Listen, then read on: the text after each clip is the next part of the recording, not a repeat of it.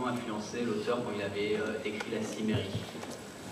2 ans après, on est parti sur les traces, sur la piste de Tarzan au Gabon, dans l'ancienne Afrique équatoriale française.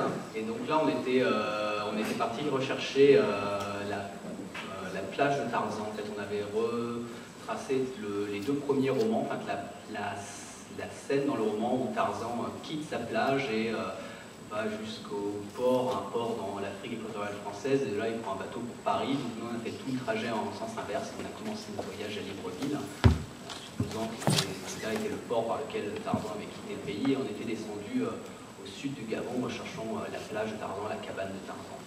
Et donc Dracula, pour revenir à ce qui nous concerne plus exactement aujourd'hui, c'est notre 3e collaboration. Donc là, basé sur le même concept, on a pris donc l'œuvre originale, le roman de Bram Stoker. On ne s'est pas du tout inspiré des multiples interprétations dont on nous en parlait juste avant. Donc on a pris le roman de Stoker et on a considéré que le roman de Stoker était une source d'indices pour qui voulait partir à la recherche de Dracula. Donc nous, on a repris tous les lieux indiqués dans le roman, depuis Whitby en Angleterre jusqu'au col de Borgo en Transylvanie, en passant par Londres et tous les lieux indiqués dans le roman, et à chaque fois avec l'idée en tête que c'était peut-être bien réel, tout ça était peut-être bien réel, que finalement le roman Stoker n'était peut-être pas une fiction, mais on pouvait peut-être l'interpréter comme une réalité. L'idée au final, c'est, donc, comme je disais, c'est mêler photojournalisme et littérature fantastique. Donc en gros, c'est faire un reportage journalistique, photojournalistique, mais sur on va dire un thème fantastique un peu farfelu. En fait, on a une méthode journalistique, on enquête réellement, tout ce qui est raconté dans notre livre, dans notre récit, a été vécu. Et bien entendu, à la fin, il n'y a peut-être pas... est-ce qu'il y a vraiment à trouver, est-ce que Dracula existe? Voilà. Nous, en tout cas, on fait semblant d'y croire. Au final, le projet... voilà. Simon y croit beaucoup, le débat... Il m'a convaincu finalement qu'il faut la retrouver, Dracula, quand même, on y reviendra. Au final, en fait, ce qu'on en retire, c'est un récit de voyage, écrit donc par Simon Samuel-Jas et illustré de photographies. Donc, je vais laisser, donc voilà, ça c'est la couverture du livre, en l'occurrence, c'est la poursuite de Dracula. On a commencé notre voyage par la Roumanie. En fait, on a commencé notre voyage à Galatz. Toute petite carte de la Roumanie. On a demandé à la mettre un peu plus grande, mais c'est compliqué. Je vais laisser la parole à Simon qui va essayer de vous expliquer un peu le voyage à partir de Galatz jusqu'aux les différentes étapes. Donc en fait, pour attaquer ce projet-là, qui était encore une fois différent de ceux qu'on a pu faire avant, on avait plusieurs angles possibles. Et en fait, c'est en trouvant le titre qu'on a trouvé notre angle d'attaque pour le voyage.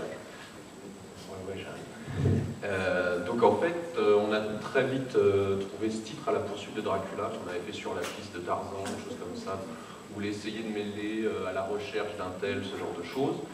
Et en fait, on a pris à la poursuite de Dracula par rapport aux dernières scènes du roman, quand les héros poussent Dracula à fuir Londres et s'engagent à sa poursuite tout bêtement pour tenter de l'intercepter avant qu'il ne rejoigne la sécurité de son château en Transylvanie. Donc, étant donné qu'on avait ce titre, le plus logique était de commencer par cette poursuite.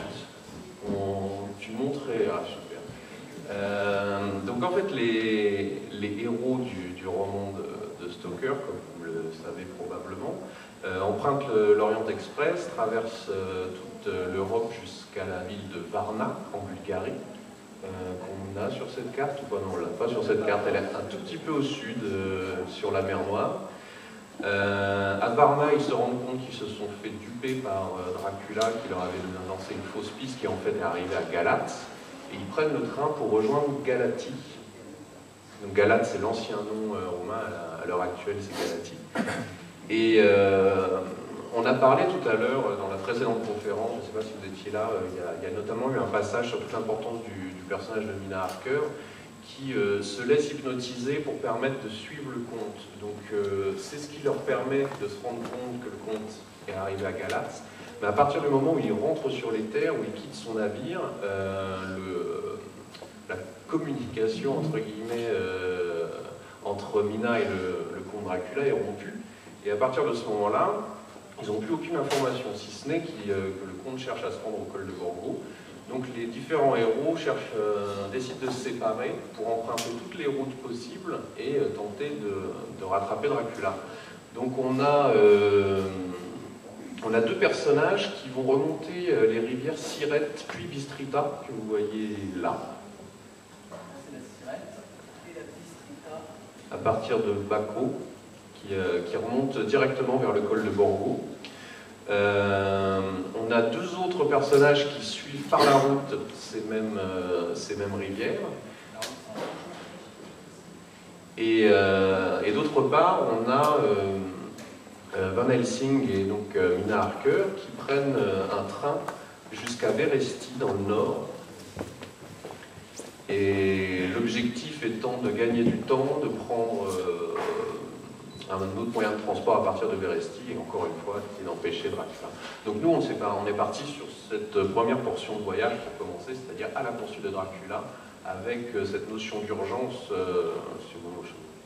Moi, j'étais persuadé qu'on avait encore des chances de le rattraper, donc du coup, on a filé depuis Galatz jusqu'au col de Borgo.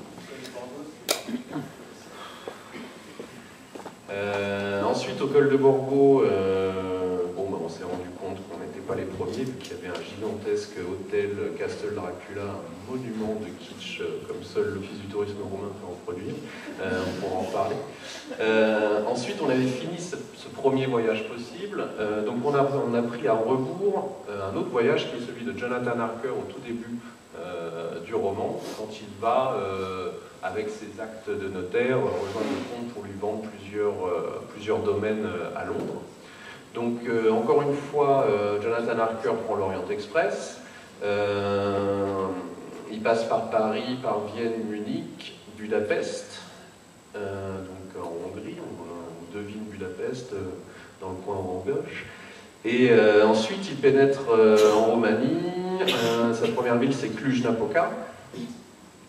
Ensuite, Bistrita, qu'il rejoint en train, et ensuite il prend une calèche pour rejoindre le col de Borgo. Donc nous, on a fait tout ce trajet-là, puis on était au col de Borgo à l'envers. Et ensuite, on s'est séparé de la piste de Dracula, du Dracula littéraire. Oui, on a cherché son château pendant une nuit sous des bourrasques de neige, ce qui nous a permis de ne rien trouver, mais de beaucoup s'amuser. Et donc ensuite, on a un peu abandonné Dracula pour se consacrer à cet autre personnage emblématique qui est Vlad Tepes, donc la probable inspiration, pareil, on en a parlé rapidement avant, la probable inspiration historique pour le personnage de Dracula. Donc on a fait tout un tour dans le centre de la Roumanie, cette fois-ci, donc dans l'ancienne Valachie. Donc là, on voit à partir de Sighisoara, donc où serait né Vlad Tepes, et puis dans toute cette région où il a vécu au milieu du XVe siècle, jusqu'à finir notre voyage à Bucarest. Bon, comme vous pouvez le voir, il y a eu quelques petits allers-retours, quelques erreurs de chemin qui ont rajouté quelques centaines de kilomètres à ce périple. Et ensuite, à partir de Bucarest, nous sommes repartis, retraverser l'Europe dans l'autre sens, pour arriver à Londres, où nous avons rejoint Whitby, oui j'aurais pu passer ce détail-là, mais voilà, pour faire en fait toute la partie anglaise du roman, c'est-à-dire l'arrivée de Dracula à Whitby, là où il va pour la première fois hypnotiser Lucie, ce qui va entraîner tous les événements du roman en fait, et ensuite en suivant le train qui le ramène à Londres, toute la partie londonienne du roman qui représente grosso modo 50% de l'histoire. Voilà les différents trajets que nous avons été amenés à faire dans cette quête de la réalité qui pouvait se cacher derrière le roman. Ça marche. Donc là, il y a quelques images en fait. N'hésitez pas à poser des questions, à nous interrompre. En fait, il y a quelques images tirées du livre qui apparaissent pour expliciter un peu plus notre parcours. Alors excusez il y a une sorte de conte, elles sont parfois très sombres, on ne voit pas grand chose, c'est pas comme ça dans le livre. Normalement elles sont très très jolies. Voilà. Alors ici, en fait, la photo qu'on voit, c'est le port de Whitby. Donc, ce soir, il y aura un documentaire sur Whitby, donc vous pourrez en apprendre un peu plus. Whitby, dans le roman de Dracula, c'est emblématique, c'est là qu'arrive le comte Dracula pour la première fois, il met les pieds en Angleterre. Donc, cette photo est particulièrement, elle montre un passage du roman assez important, c'est le port de Whitby, et notamment la digue, les deux digues avec les phares.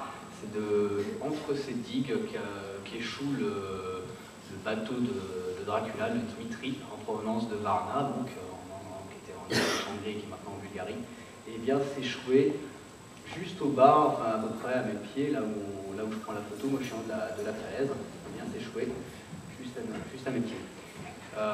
Nous, ce qu'on a découvert à Whitby, qui était assez intéressant, c'est qu'en fait,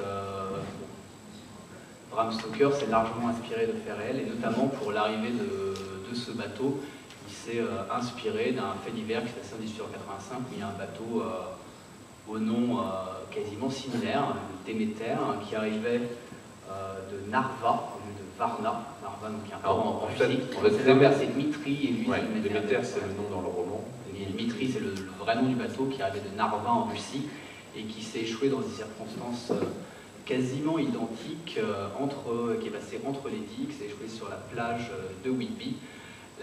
Et on a retrouvé l'article de journal, en fait, et les descriptions sont limite similaires à celles du roman de Stoker. La seule différence, c'est que dans la réalité, l'équipage est sain et sauf, notamment le capitaine, alors que dans le roman, le capitaine est mort et accroché par des cordages à la proue du gouvernail du navire. Toujours à Whitby, donc là, excusez-moi, c'est là, la photo elle paraît très sombre. Alors, je ne sais pas si vous distinguez au premier plan, c'est le cimetière de Whitby. On voit quelque chose. Bon, bref, il y a un cimetière de Whitby. Voilà, et là, on voit quand même les tombes, c'est bien. Derrière, c'est l'abbaye de Whitby.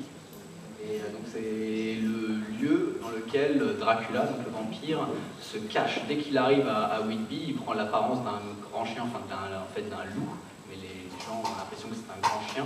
Il vient se réfugier dans le cimetière de Whitby, et c'est là pour la première fois qu'il rencontre Lucy et qu'il commence à la mordre. Là pareil, Stoker s'est largement inspiré de ce qu'il connaissait. En fait, Stoker passait de très nombreux étés en vacances à Whitby, et apparemment il faisait des balades dans le cimetière, car en fait ce cimetière est fermé depuis 1860, donc au moment où Stoker écrit son roman. Depuis, en fait, il n'a pas bougé. Donc, en fait, à part les tombes se sont usées, mais le cimetière tel qu'on le voit, il n'y a pas eu une seule inhumation supplémentaire depuis l'époque où Stoker écrit le roman. Et nous, on a demandé à retrouver, les tombes sont plus lisibles, on a demandé à retrouver les archives au niveau de l'église. Et en fait, on retrouve toutes les anecdotes décrites dans le roman. Pour ceux qui ont lu le roman, en fait, il y a un petit passage où Lucy parle avec un vieux pêcheur, et le pêcheur lui raconte l'histoire de marin, de tel ou tel marin qui est parti chasser la baleine dans les eaux près du Groenland. Il raconte comme ça, il y a à peu près 4 ou 5 anecdotes de marins morts pendant qu'ils chassaient en mer du Nord ou dans l'Arctique.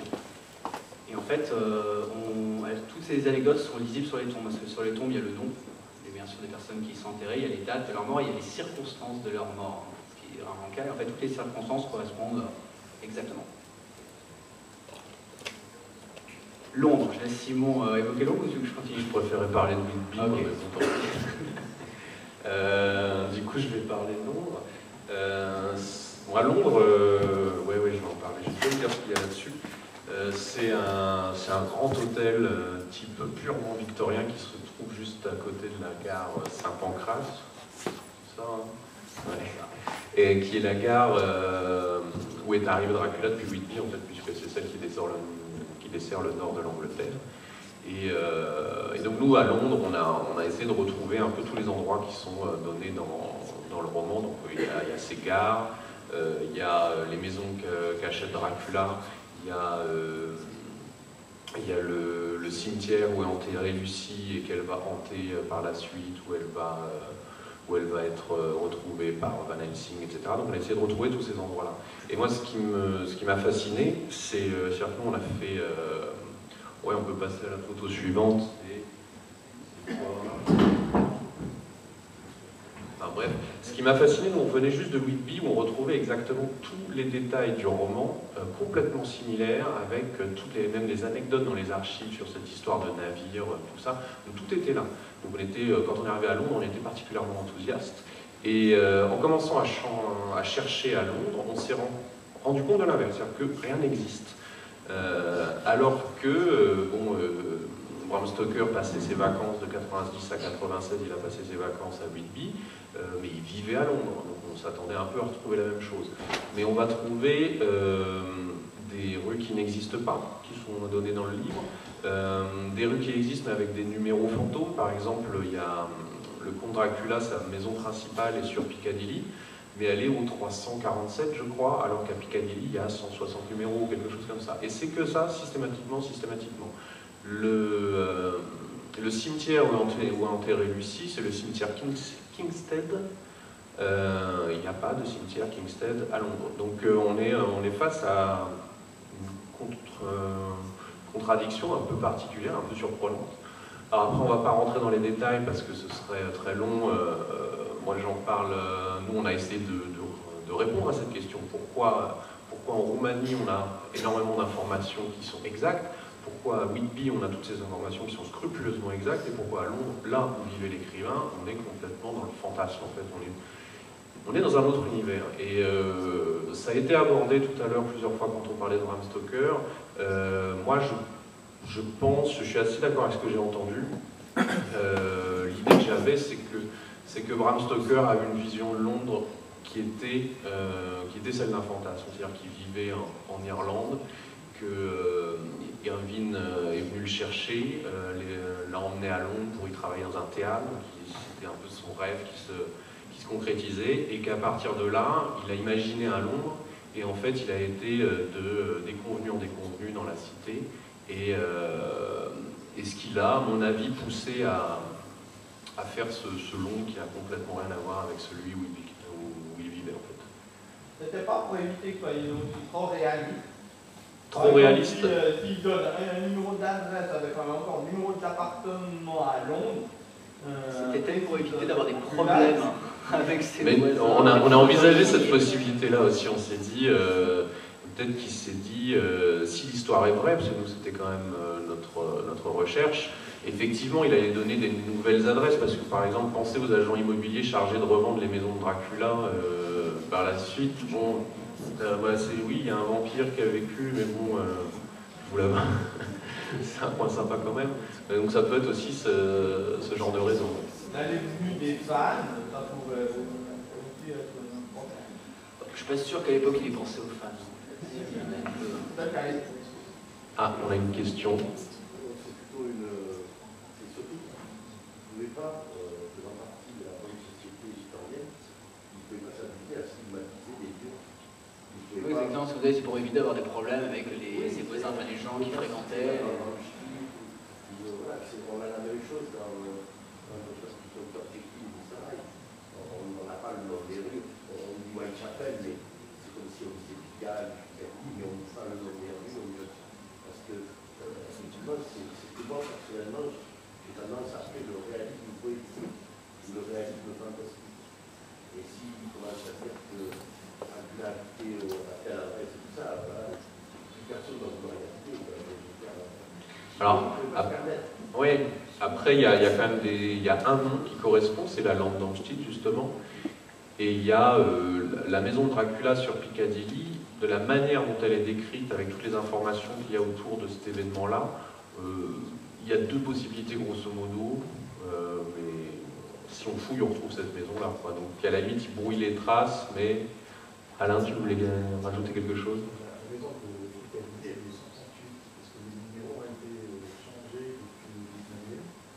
Et en fait, c'est la maison où on trouve le Hard Rock Café. Ouais, on a visité cette maison en fait. Ouais, ça reste une hypothèse. Il y a beaucoup de... Simon a dit une hypothèse. On peut en parler pendant des heures de ça. Il n'est pas d'accord avec le 138. Quand la Roumanie est le pendant, évidemment, il cite les vrais noms et tout, parce que lui-même n'a jamais été, il a trouvé ça dans les bibliothèques, et c'est complètement exotique à l'époque. Il y a très peu de gens dans la société anglaise qui aurait pu aller vérifier ça. Donc il n'avait rien à faire. Il choisit justement la Transylvanie pour ça, parce que c'est justement totalement exotique, que personne ne connaît, que du coup c'est suffisamment mystérieux, il peut y installer on a la même bien. chose dans notre berger, cette autocar, machin, il ne va pas dire que c'est la Russie, que c'est parce qu'il ne peut pas stigmatiser. C'est le même principe fictionnel. On invente un pays. Moi, je suis convaincu là, sur la Roumanie, mais c'est Whitby qui m'interpelle dans cette histoire, parce que c'est quand même un lieu de villégiature privilégié d'une certaine bourgeoisie londonienne à l'époque, donc c'est un endroit qui est connu quand même. Donc le fait de reprendre tous ces détails, bon, en tout cas ça participe au mystère du roman, et nous ça nous a donné, ça a augmenté l'intérêt qu'on pouvait avoir dans notre recherche, parce que on est tout en clair, trouble, on ne sait pas trop où on met les pieds, c'est assez intéressant. Ce que disait Simon, l'un des rares endroits qui est vraiment nommé, c'est la lampe d'Amside, et la photo que vous voyez en fait, c'est juste à côté, c'est le cimetière d'Highgate, qui est considéré depuis, parce que le cimetière se trouve à côté de la lampe d'Amside, qui est en termes de description correspond à peu près à ce qu'on trouve dans le roman, et surtout qui était un cimetière de la très haute bourgeoisie victorienne, très à la mode à l'époque de Stoker, que probablement Stoker fréquentait, qui est très beau pour voir, très victorien dans tous ses attributs. Et donc c'est probablement là qu'a été enterrée Lucie, et c'est depuis ce cimetière qu'elle hantait Londres. L'Orient Express. Alors l'Orient Express, on l'a découvert, existe. Il n'est pas trop loin. En fait, il part gare de l'Est à Paris. C'est à 2 pas de chez moi. Et il est... qui confirme que toute l'histoire est vraie. Voilà. Donc en fait, c'est à partir de là où on a dit, en fait, tout est vrai. Si l'Orient Express existe encore, forcément. Et ça n'a pas changé en fait, ça a très peu changé. Comme on peut voir, les gens sont. Les gens du personnel sont encore en livret à peu près identique. Bon, c'est peut-être un peu plus années 20 que l'époque strictement victorienne. Et également, les gens qui voyagent en fait portent des vêtements qui vont en fait du style victorien, style